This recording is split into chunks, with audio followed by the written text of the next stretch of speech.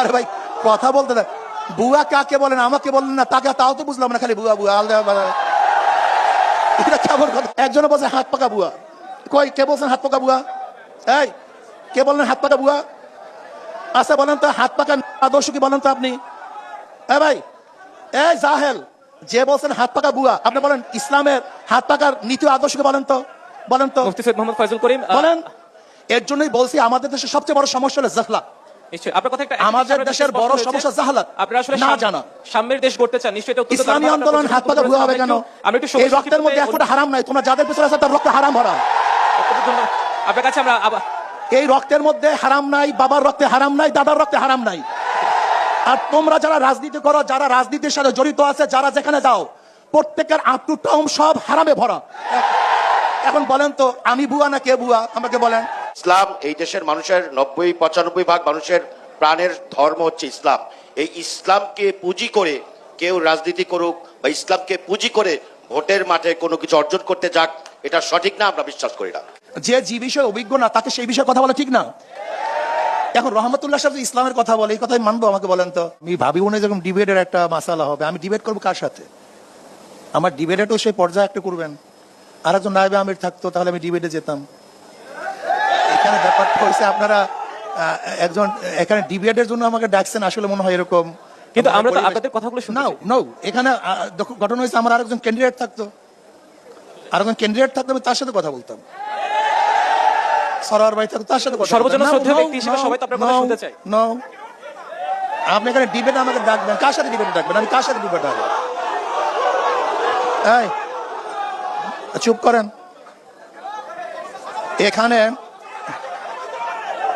এখানে মূল বক্তব্য হলো এই,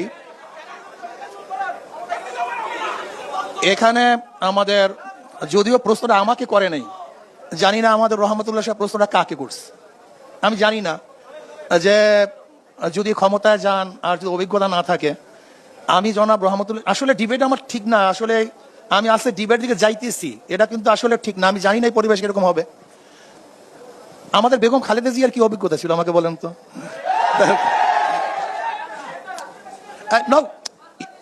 দেখেন ভাই, আমরা না করি কথা শুনে, আমরা সবাই খালি আমাদের বাংলাদেশের সমাজকে খালি হাততালি দিতেই থাকি, হ্যাঁ না বলতেই থাকি। এর আমাদের স্বভাব, এতে বের হয়ে আসেন তো ভাই। যদি আমার ভুল হয়, আমার দলের লোক আমাকে ভুল বলেন, যেটা ভুল বলছেন, এই মেজাজ করেন। যদি আমিও ভুল করি, আমার মেজাজ, আমার দলের লোক বলেন হুজুরা ভুল, এই মেজাজ করেন। আর আমার শত্রু যদি সঠিক বলে, তাকে বলেন এটা সঠিক কথা বলে, এই মেজাজ করেন আপনারা। কিন্তু আমাদের মধ্যে অবস্থাটা কি, আমাদের দলের লোক যদি খারাপ বলে এটাও ঠিক, আর ভালো বললেও ঠিক না অন্য দলে। এটা কেন ভাই? এর রেওয়াজ হয়ে গেছে। যেমন আমি জনাব রহমতুল্লাহ সাহেবকে যদি বলি যে খালেদা জিয়ার অভিজ্ঞতাটা কি ছিল, সে তো গৃহিণী ছিল, সে তো কোনোদিন রাজনীতিও করে নাই। আমরা দেখি নাই জিয়াউর রহমান সাহেবের সাথে সে রাজনীতি অংশগ্রহণ করেছে।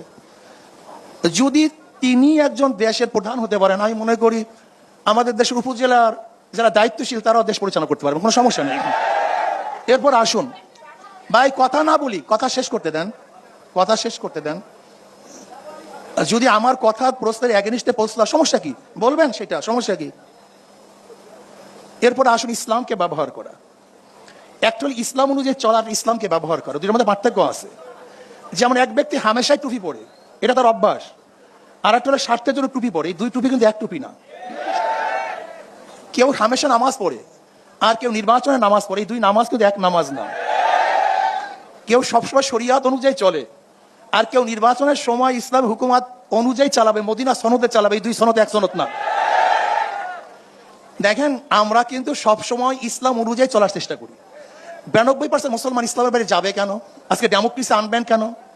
ডেমোক্রেসি কি এটা মদিনাওয়ালাদের? ডেমোক্রেসি কোথা থেকে আসছে? সোশ্যালিজম কি মদিনাওয়ালার? ক্যাপিটালিজম কি মদিনাওয়ালার? সেকুলারিজম কি মদিনাওয়ালার? আপনি বলেন Socrates, Plato, Aristotle, Montesquieu, Locke, Rousseau, যে নীতি আদর্শ বাস্তবায়ন থেকে মদিনাওয়ালার। আমি একজন মুসলমান হয়ে ইসলামের বাহিরে যাব কেন? এটা প্রথম প্রশ্ন।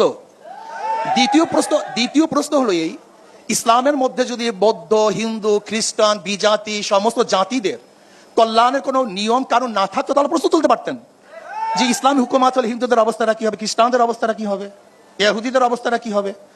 ইসলামের মধ্যে যদি সকল ধর্মের, সকল মতের মানুষের চলার সাম্য, মানবিক মর্যাদা, সামাজিক ন্যায় বিচার প্রতিষ্ঠিত করার আইন নিয়ম থাকে, তাহলে আপনি ইহুদিদের কাছে আইন ধারা আনতে গেলেন কেন? ব্রিটিশে গেছেন কেন? আমি আমেরিকায় গেছেন কেন? ভারতে গেছেন কেন? দারুণভাবে আপনার পর্যবেক্ষণ তুলে জানতে চাই সেই সাম্যের ধারাটা আসুক এবং সবাই শান্তিতে বসবাস করে, দিন শেষে আমরা সবাই নাগরিক। আমি যেটা বলতেছিলাম, দেখেন ইসলামী ফোবিয়া ইসলাম সম্পর্কে অজ্ঞতা আমাদের মূর্খ বানিয়ে দিয়েছে। আমি দেখছি হাজারো বড় বড় লিডার যাদের ইসলামের মূর্খতা কোন পর্যায়ে পৌঁছছে আমি চিন্তাও করতে পারবেন না, ইসলাম সম্পর্কে জানিই না, যারা ইসলামের ব্যাখ্যা জানে না, ইমানের ব্যাখ্যা জানে না, শরিয়াতের ব্যাখ্যা জানে না, এরা যদি ইসলাম সম্পর্কে কথা বলে তাহলে পাগলে তো হাসবে। যে বিষয়ে অভিজ্ঞ না তাকে সেই বিষয়ে কথা বলা ঠিক না। এখন রহমতুল্লাহ সাহেব ইসলামের কথা বলে, এই কথাই মানবো? আমাকে বলেন তো, এটা মানা আমার উচিত? Let me finish. আবার রহমতুল্লাহ সাহেব যেই বিষয় অভিজ্ঞ, রহমতুল্লাহ সাহেব একটু আমরা কথা শুনি। ভাই কথা শোনেন, আরে ভাই কথা বলতে দেন। বুয়া কাকে বলেন আমাকে বললেন না, তাকে তাও তো বুঝলাম না, খালি বুয়া আলাদা এটা কেমন কথা বলে? বুয়া আমি নাকি সেটাও তো বলবেন। প্লিজ বলুন। হ্যাঁ, আচ্ছা শোনেন, একজনে বলছে হাত পাকা বুয়া। কই কে বলছেন হাত পাকা বুয়া? এই কে বললেন হাত পাকা বুয়া? আচ্ছা বলেন তো হাত পাকা আদর্শ কি বলেন তো আপনি? ভাই এই জাহেল, যে বলছেন হাত পাকা বুয়া, আপনি বলেন ইসলামের হাত পাকার নীতি আদর্শকে বলেন তো মুফতি সৈয়দ মোহাম্মদ ফয়জুল করিম বলেন। এর জন্যই বলছি আমাদের দেশের সবচেয়ে বড় সমস্যা হলো জাহলাত। নিশ্চয়ই আপনার কথা একটা আমাদের দেশের বড় সমস্যা জাহলাত, আপনারা আসলে না জানা। সাম্যের দেশ গড়তে চান, নিশ্চয়ই এটা অত্যন্ত ইসলামী দারুণ আন্দোলন আপনার হাত পাকা বুয়া হবে কেন? আমি একটু এই রক্তের মধ্যে একটা হারাম নাই, তোমরা যাদের পেছনে আছে তার রক্ত হারাম ভরা। আপনার কাছে আমরা এই রক্তের মধ্যে হারাম নাই, বাবার রক্তে হারাম নাই, দাদার রক্তে হারাম নাই। আর তোমরা যারা রাজনীতি করো, যারা রাজনীতির সাথে জড়িত আছে, যারা যেখানে যাও, প্রত্যেকের আপ টু টাউন সব হারামে ভরা। এখন বলেন তো আমি বুয়া না কে বুয়া? আমাকে বলেন। এই কথা বলি না, দারুণ ভাবে আপনি আপনার পর্যবেক্ষণ তুলে ধরেছেন। আমার কথা শেষ করতে দেন, আমার কথা শেষ করতে দেন। শোনেন, আমাদের মধ্যে পরিবেশ থাকা চাই, এক পরিবেশ থাকা চাই, সুন্দর পরিবেশ থাকা চাই।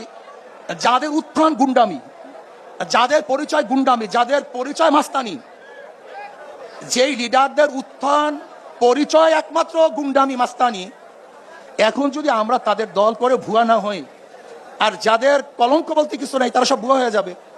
যাই কথা এটা না, আমাদের কথা হলো প্রত্যেকের আদর্শ থাকবে, নীতি থাকবে। নিশ্চয়ই আমরা দেশটাকে গড়তে চাই, নিশ্চয়ই আমরা দেশটাকে গড়তে চাই।